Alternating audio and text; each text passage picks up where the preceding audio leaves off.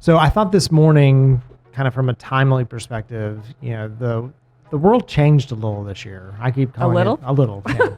I keep calling it the COVID 120. It's like the 120 days that we were completely locked down. You know? Right. And so, a lot of companies, we were lucky that we already kind of knew how to work remotely. So we had some of those structures in place, and coming into the office was for collaboration and things like that.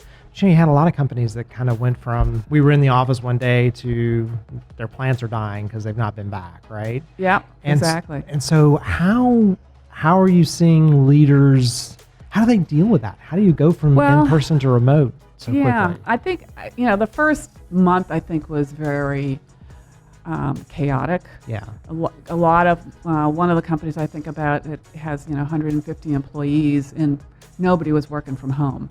Yeah. And, they had to get equipment and make sure their employees were able to work from home. But that's just one part.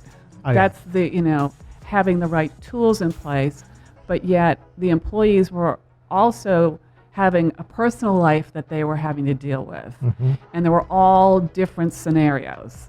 You had, the single moms that were dealing with kids at home and having to teach them as well as work.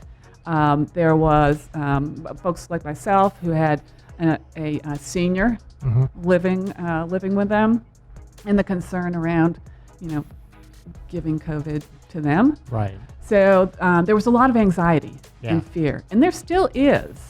And uncertainty, and people hate uncertainty. Totally, yeah. So what I've seen over the last 6 months are those leaders who have embraced this, if you can call it that. Well, it's really your only choice, right? Exactly, exactly. Those that have been agile and really learned to pivot and make changes as they came, because they're constantly changing, right?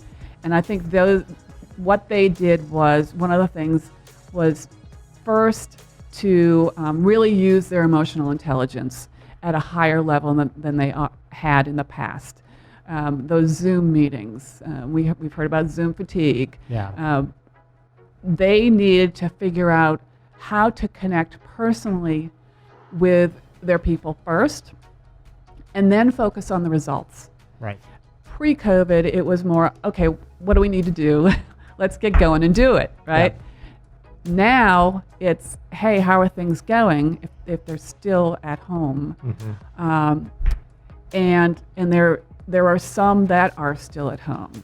And I work in the small to mid-sized companies. Right. I don't work with the Coca-Colas and the Googles of the world. Google, I think, is one of those companies that said, we're not going back to work until, next summer, kind of thing, right? Right. But the smaller companies don't have that advantage. They need to have a little more control over what is going on. Yeah. So what I'm seeing now is we're into, 6 months? I'm guessing, Mm-hmm.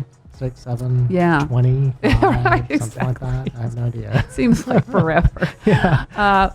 Is that there is a pace and consistency around communications, more so than there was before, especially if you're dealing in a hybrid situation like you folks are, right? Where you're in the office for certain days, certain teams meet on certain days, and so you're keeping that socially distanced atmosphere, but you're not all together at once, right? Yeah. And so there's that hybrid, and you need, as a leader, to be able to communicate not just to the team, but individuals on a more regular basis. Yeah.